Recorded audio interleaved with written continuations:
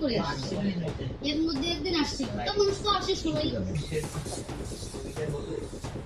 আপনারা আমার সেইভাবে পরামর্শ দিয়ে আপনারা আমার সবাই এটা একটা অন্যায়, এখন আমার কিছু করার নেই। টাকা যখন এখন পেলাম তখন আমি বুঝতেছি না যে আমি এখন কি করব। কারণ তাকে যদি ছেড়ে দেই তাহলেও তো আবার বাইরে কি ঘটনা ঘটাবে, কি বলবে। এই ভদ্রলোক ভোটের আগেও আসছিল 2 দিন আগে, সেটা হচ্ছে মঙ্গলবার না সোমবার আসছিল হয়তো বা। মানে ভোটের 2 দিন আগে, সে অফিসে আসছিল। আসার পরে আজকে আবার আসছে। আবার যখন আসছে তখন ওনাকে আমি বলতেছি, আচ্ছা আপনি তো সেদিন ভোটের আগে তো আসলেন, এসে বললেন, আজকে কেন আসছেন? বলতেছে ম্যাডাম একটু ফোনটা,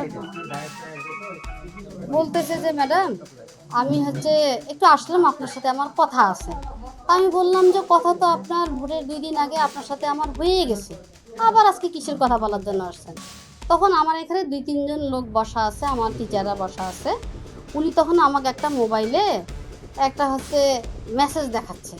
মেসেজটা হচ্ছে একজন শিক্ষকের জন্য 5 লাখ টাকা আর 3 জন কর্মচারীর জন্য 3 লাখ টাকা, 8 লাখ টাকা এখানে আছে।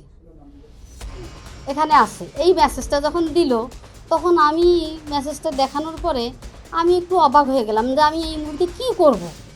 তখন আমার অফিসে সবাই খেতে গেছে। তখন আমি বললাম যে দেখো তো কী আছে। আমি মনে করলাম যে এই মোবাইলটা থেকে ওর মেসেজটা কিভাবে আমি অন্যের মোবাইলে আর কি শিফট করি। এই জন্য আমি আমার হচ্ছে নিজে আমি এই মুহূর্তে কিছু বুঝতে পারতেছি না যে আমি কী করব। তখন মানে আমার কর্মচারীরা খেতে গেছে, তখন বললাম যে ফোন করো আসুক। তারপরে আমার অফিসের যে হিসাব সহকারী কর্মকর্তা আছেন আকিকুল সাহেব, উনি আসলো, আমার অফিসের অন্যান্য কর্মকর্তারা আসলো। আসার পরে আমার ড্রাইভার ছিল, আরও কর্মকর্তা ছিল। তো যখন আমি মেসেজটাতে দেখলাম যে আমি 8 লাখ টাকা এনেছি, তখন আমার মনে হলো যে ব্যাগটা সন্দেহ হলো। তখন আমার কর্মচারীদেরকে, অফিসের কর্মচারীদেরকে বলতেছি যে ব্যাগটা একটু আপনারা সার্চ করেন। তা ব্যাগটা ওনাকে বলতেছে যে ওরা বলতেছে যে আপনি খোলেন, আমরা ব্যাগটা দেখি। ব্যাগটা খুলতে গিয়ে একটা হচ্ছে প্যাকেট, সেটা হচ্ছে মানুষ গিফট দেয় না, সেই গিফটের মতো। সে প্যাকেটটা খুলতে চাচ্ছে না, বলতেছে যে আমার বাচ্চার জন্য প্যাকেট নিয়ে আসছে, একটা গিফট নিয়ে আসছে। তা আমি তাহলে ব্যাগটা তো অবশ্যই কিছু আছে। তখন আমি বললাম যে ওই কি খেলনার কথা বলতেছে ওইটা একটু তোমরা খোলো। খোলার পরে দেখতেছে যে সব টাকা। কারণ টাকা যখন এখন পেলাম তখন আমি বুঝতেছি না যে আমি এখন কি করব। কারণ তাকে যদি ছেড়ে দেই তাহলেও তো আবার বাইরে কি ঘটনা ঘটাবে, কি বলবে। তখন আমি আবার তাৎক্ষণিক হচ্ছে কমিশনার স্যারকে আগে ফোন করলাম, পুলিশ কমিশনার স্যারকে। কমিশনার স্যার একজনের নাম্বার দিল, আমি ওসিকে ফোন করলাম, উনি আরেকজনের নাম্বার দিল। এইভাবে সবার সাথে একটু যোগাযোগ করে এই যে এনারা এখন আসলো। এই তারপরে তো এখন আপনারা তো এখন আসছেন সবাই, এই অবস্থা।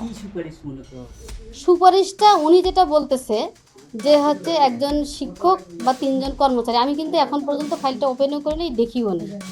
উনি আমাকে বলতেছে যে ম্যাডাম 22 সাল থেকে ব্যানবিজের জরিপে নাম আছে, আর প্রতিষ্ঠানটা 22 সালে এমপিভুক্ত।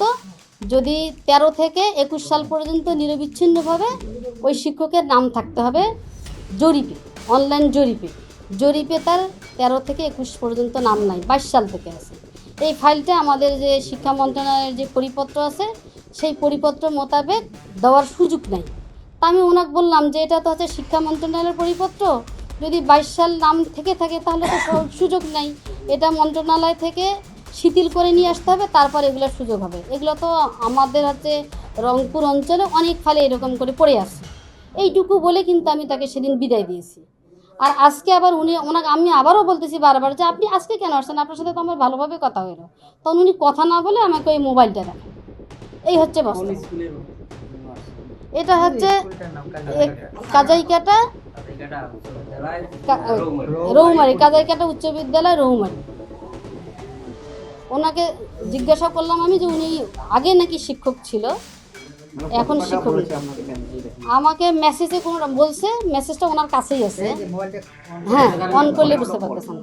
উনি বলতেছে যে এখন তো ওখানে 7 লাখ টাকা, কিন্তু উনি বলতেছে যে 8 লাখ টাকা এনেছি। আমি 2 কারণে আসছি, যে বিলটা দিতে হয়, আবার আমার যদি চিকিৎসা করার জন্য আসছি, 2টা কারণে আসছি।